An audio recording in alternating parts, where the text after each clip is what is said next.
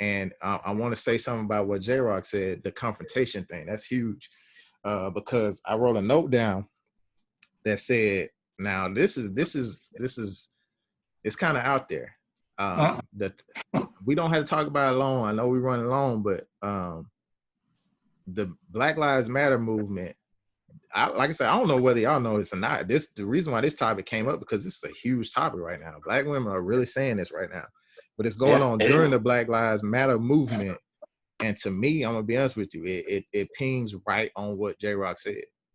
There's a lot of confrontation in the Black community, because me personally, and I'll get dragged for it, even though I support it. I don't think the timing for this was proper, because their stance is, we standing up for you right now, but we want y'all to stand up for us. While I understand that, but the movement is called Black Lives Matter, so you are included in that as well. So feel included, and accept that. That's where I stand on that. What do y'all think about? I mean, I got a lot more behind it. It's deeper, but what do you feel about that? Because J-Rock, you brought me into that. I think at the end of the day, like it is a movement. Is it that validity to it? Yes. But I also feel like, okay, you as a Black woman, that's how you feel. James hit on it. Okay, you can't just say y'all not protecting us. Like, okay, what does protection look like to you? What does a Black man protecting you? What does that look like? How does that feel? Because I feel like there's and I don't come off like I'm bashing women, I love my Black women, but like, you can't say, well, I need a man to do this, but then you tell me how a man is supposed to do it. You're not a man, so you can't. You got some women saying this is how a man's supposed to do. He's supposed to do like this, do this, do this, do this, but you never had a male figure in your life. So how do you know what that looks like? So if I come to you and say, okay, even if it's just the level of manhood that I was exposed to, I've been exposed to manhood. You've never seen a man figure, and I come in and say, well, let's do it this way. Oh, that ain't gonna work. I don't want to do that. What am I gonna do? So it's like, again, it goes back to that clash. So I think even if you tie it back to some of the absent fathers, yeah, there's some bums, deadbeat, sorry dudes that just don't want to do nothing for their kids. That's out there. But there's also some women that use kids as bait, and they do everything in their power to keep the man from that child. I'll be transparent myself. My child's mother did everything in her power to affect my relationship with my daughter. Now, I grew up in a house with a mother and a father, and that's all I've ever known with mom and dad. So I was strong enough to know that there's nothing that you can do or say that affects my relationship with my daughter, right? That's 100% on me. So yeah, I went the extra mile. I traveled seven hours to pick my daughter up, turn around, do another turnaround trip, because I was strong enough to get that. But there's some guys out there that be like, you know what? It's just too hard. Here go this child support money. Oh yeah, it happens. Let me go on about my business. I mean, you shine a light on something that's important. I mean, that confrontation is bad when it comes to that type of stuff. You're fighting against it. So what you exactly. Need. So it's like, I just honestly feel like there are more Black dudes out there that are good fathers than not. But I think you got a group, like I said, that's just deadbeat. They're not gonna do nothing, whatever. You got another group that's just, like I said, they stuck, they torn. Maybe they don't have the resources to spend $30,000-$40,000 in court just to show that they paying child support just so they can get visitation rights to their daughter. You know what I'm saying? So I think, again, it kind of goes back to some, it's to some ownership on the woman as well, as far as that comfort. And again, it goes back to the attitude. Is your attitude, are you really for the child, or are you still mad because I broke up with you and now I got a woman over here and the life you thought you were going to have with me is not there. So now everything you doing and saying is to try to hurt this man when he over there doing his thing and your daughter is the one that now just grew up without a man, and now every dude she dating from 16 to 30, she trying to feel a daddy boy.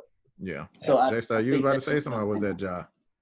It was me. I would just kind of bring it back to, I guess, your question about the Black Lives Movement and women speaking out during that time. Mm-hmm. And you said you may get dragged for it because you on the side of the fence said this is not the time, right?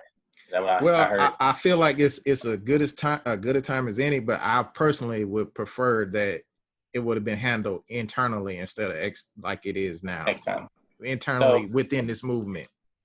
So my thing to that is, I think this is a good time personally. You know, we are in a position where we are in the forefront and we are exposing the importance of our lives. Yeah. And so even with the y'all know about my Facebook group with the supporting Black restaurant owners. Yeah. Right. And so with that group, you know, it's so many people out there, you know, we got so much good feedback because everybody is wanting to, you know, be a part of this movement, this Black Power movement, which we support each other and black out on July 7th or something and all this. And we have this need to empower each other, right? Yeah. So that doesn't necessarily have to do with the injustices that we're facing. No. We just know now that we are, you know, at a time where we So let me ask you a question though. Because you're right. I get that, and like I said, that's why I said I was on the fence. I'm not definitive in my answer at it being a bad time. That's why to me it's as good a time as any. But let me ask you this though. So let me ask you this, and the rest of the guys get ready, jump in whenever. But so, not that I care, not that we care what other people think, but we talking about police brutality and people getting shot and killed by the police, which a lot of these situations is white on black. Do you think that gives them ammunition to say, hell, they can't even get along together right now? Black women talking about, niggas now. So why we can't shoot them? They don't like them. Absolutely. I think I don't want to put words in your mouth, but I feel like the point you're getting to is we take opportunities. It's a divisive mechanism.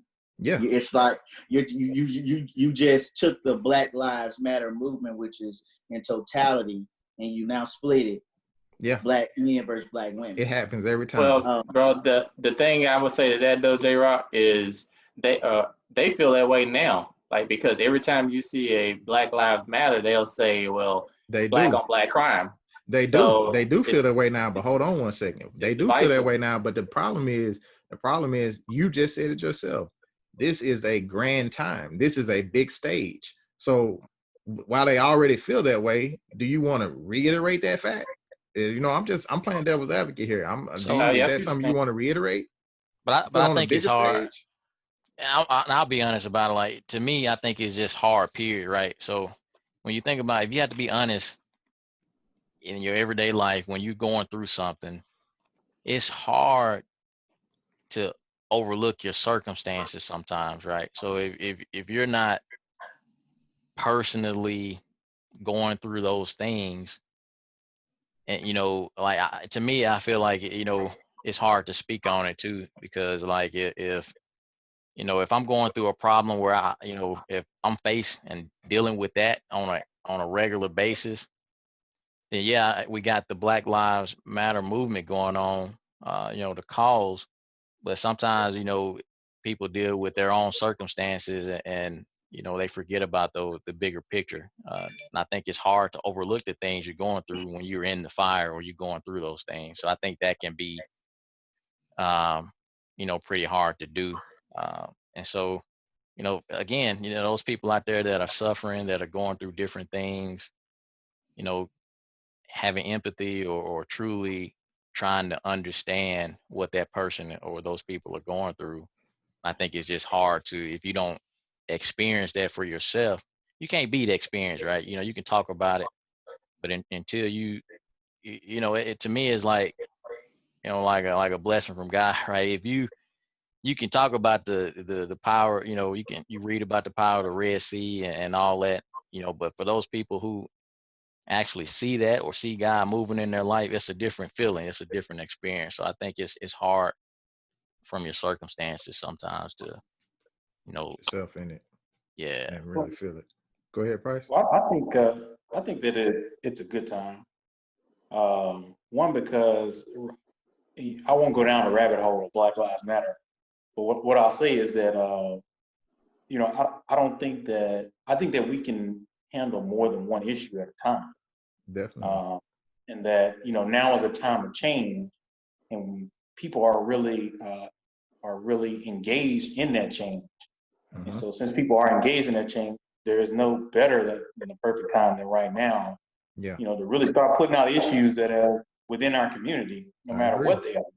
I agree. You got Price. You got their attention. You got the focus. Right. I agree. I don't disagree at all. It's just like when you're a toddler.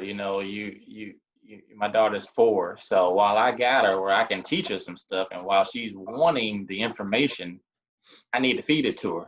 Yeah. Oh, Deezy, jump in there, bro. I mean, y'all know I how big I am on the Black Lives Matter movement. So I'm gonna say that, like, there's some things that we can work out when we work out what's happening in the streets.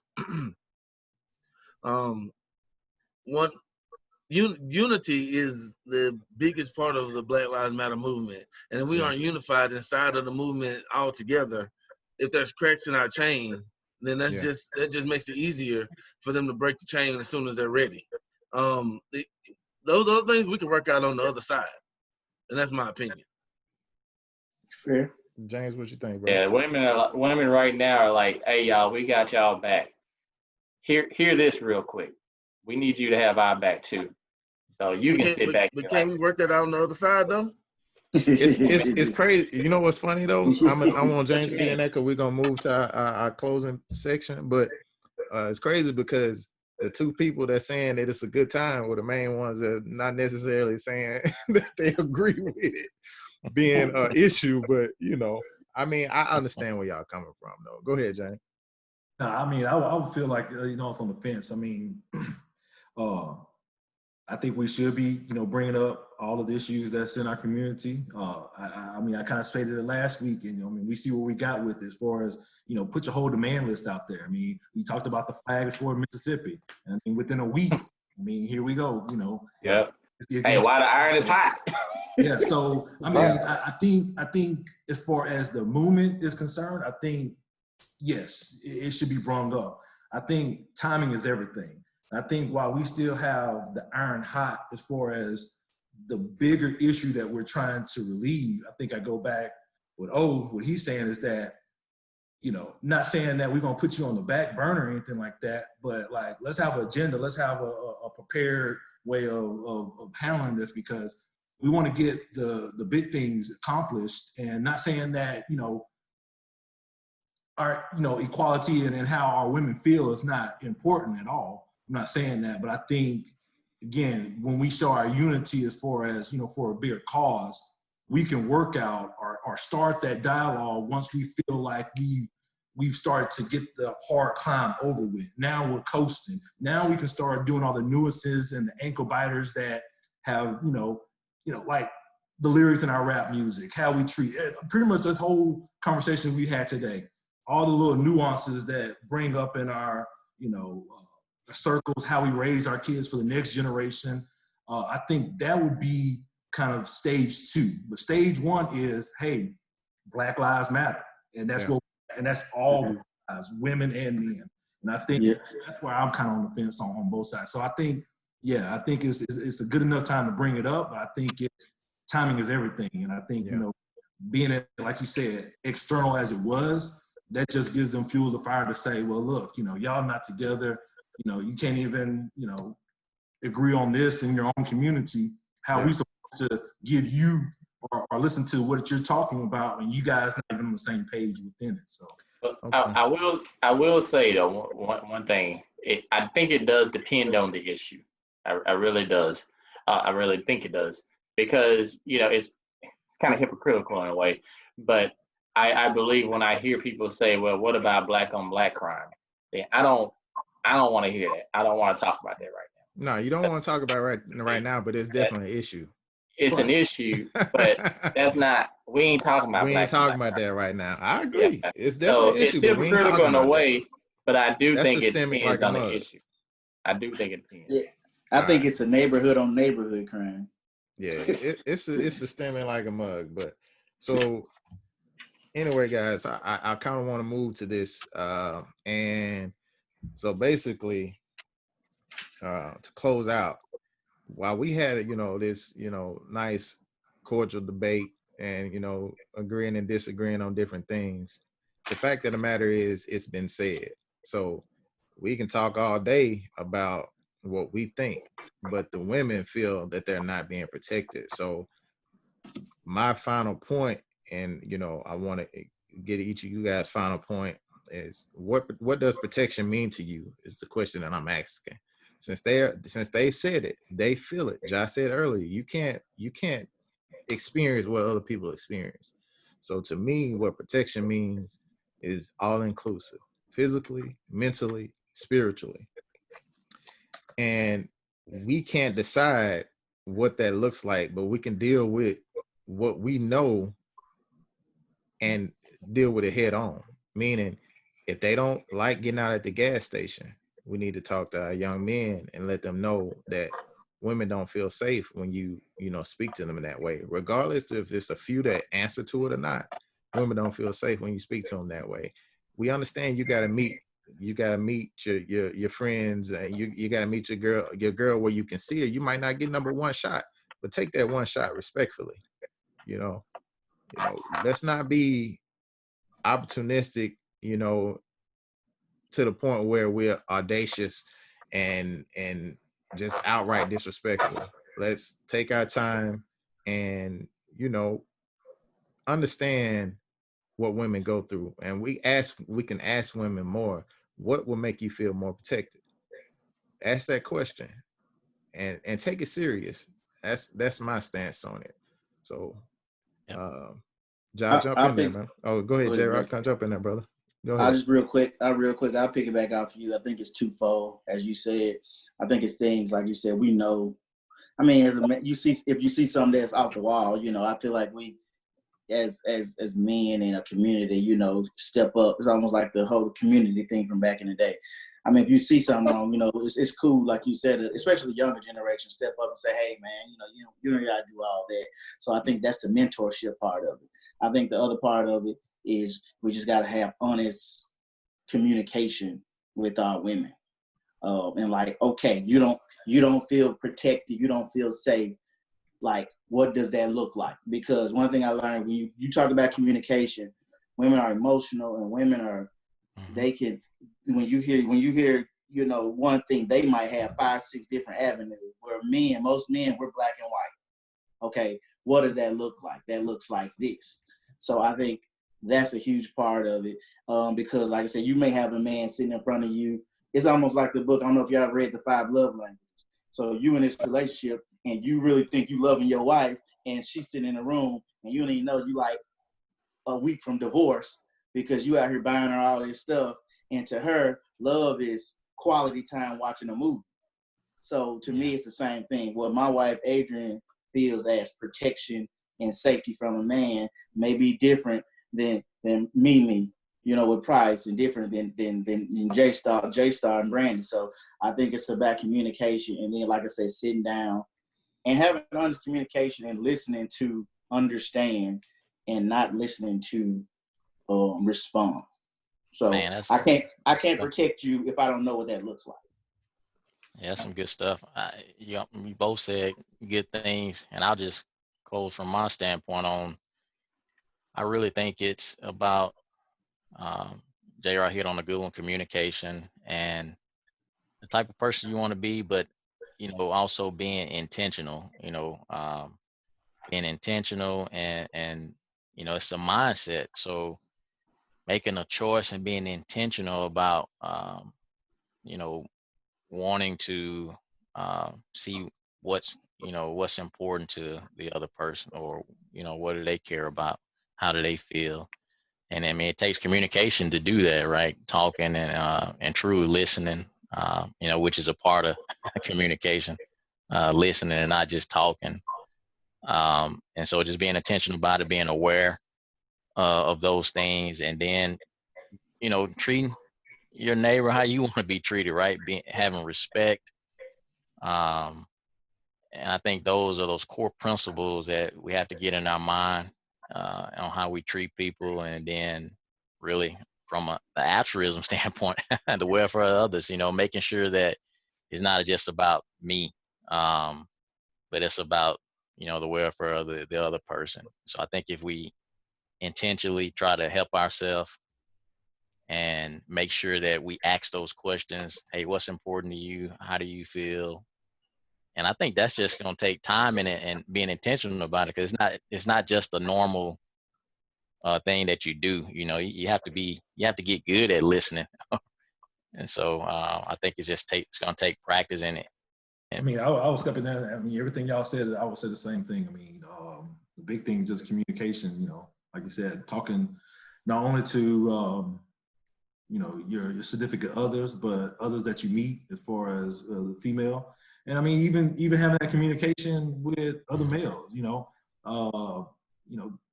for even the accountability of it, again, we talking about, trying to protect our Black women. I mean, there's been plenty of times that, we've all seen what we talked about as far as catcalling or disrespectful behavior or anything like that.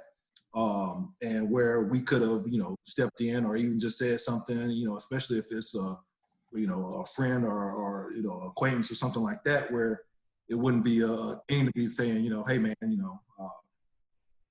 that ain't right, because again, it starts with all of us and it's the whole community, So I mean, I think communication comes down to, as far as significant others that you deal with, and then I mean, we all most of us all have children. I think it goes back to the communication and putting that seed in them, so the next generation already has that in their mind that this is not right or disrespectful, or again, just to watch out for your women. I mean, they are the bearers of life.